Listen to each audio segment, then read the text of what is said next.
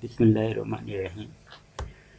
Question number 5 देखें। Define and explain rank condition of identification in simultaneous equation model. Use suitable example to explain your answer. इसमें अब ये book पे आ जाएं तो यहाँ पर आपके पास ये समरी एक दी हुई है पेज 753 पे। तो पहले ये आर्डर कंडीशन लिखा हुआ, उसके बाद इन्होंने ये रैंक लिखा है कि अगर आर्डर कंडीशन में के माइनस के ये ग्रेटर हो या इक्वल हो, ग्रेटर है तो ये ओवर आइडेंटिफाइड है, इक्वल हो तो जस्ट है, और अगर ये ग्रेटर इक्वल है लेकिन आपका जो रैंक है वो कम है तो भी ये आइडेंटिफाइड नहीं होगी।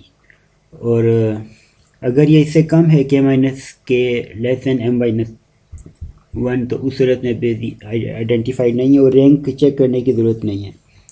अब इसमें जो एग्ज़ाम्पल है इसकी, ये ऊपर आप देखें तो ये इक्वेशन पहले इसने ये सिस्टम लिखा है, ये पीआरएफ है, तो यहाँ पे आपने रिग्रेशन लाइन या एसआरएफ नहीं लिखना, ठीक है। पीआरएफ आप लिखेंगे और ये 4 इक्वेशंस हैं, तो 3 इक्वेशन हो तब भी आप इसको एग्जांपल दे सकते हैं। 3 में फिर आपका जो मैट्रिक्स बनेगा वो 2/2 होगा, अगर 4 इक्वेशन है तो 3/3 होगा, यानी जो डिटर्मिनेंट होगा आपका।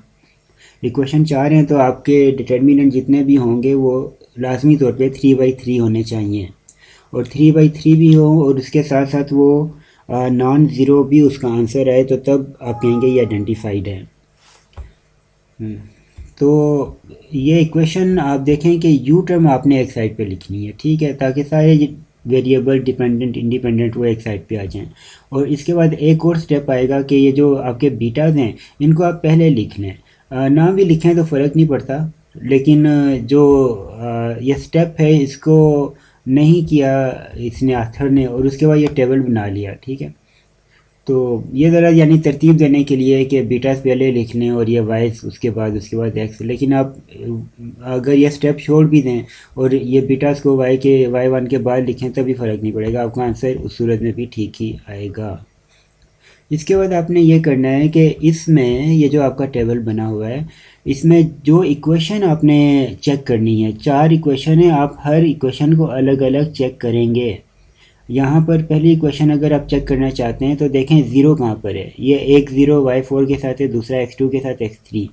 ये ज़ीरो जहाँ पर है उसके साथ जो कॉलम है वो कॉलम आपने इस तरह लिखना है कि इक्वेशन जिसको आप चेक करें उसमें से कोई एलिमेंट नहीं होना चाहिए, ठीक है।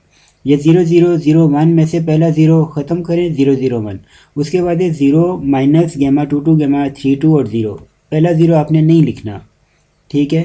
ये गलती की हुई थी बहुत सारे स्टूडेंट्स ने पेपर में कि ये पहला जो रो चेक करें उसके ज़ीरोस भी लिखे थे, वो आपने किसी सूरत नहीं लिखने, जो रो आप चेक करें उसका कोई ज़ीरो आपने नहीं लिखना, ठीक है।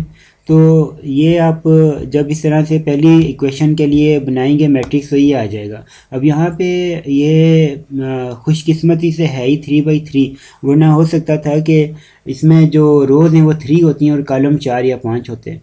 अगर ऐसा हो तो आपने उसमें से 3 कॉलम बस उठा लेने ताकि वो 3/3 हो, और जितने 3/3 बनते हैं वो आप बना लें मैट्रिक्स और उनके डिटर्मिनेंट लें। कोई एक भी डिटर्मिनेंट अगर नॉन ज़ीरो आ जाए, अदर दैन ज़ीरो आ जाए, तो ये आइडेंटिफाइड है। तो ये बस आपकी रैंक कंडीशन है, और जब पता चल जाए कि आइडेंटिफाइड है तो ये ओवर है या एग्जैक्ट है, तो ये आर्डर कंडीशन से आपको पता चलेगा।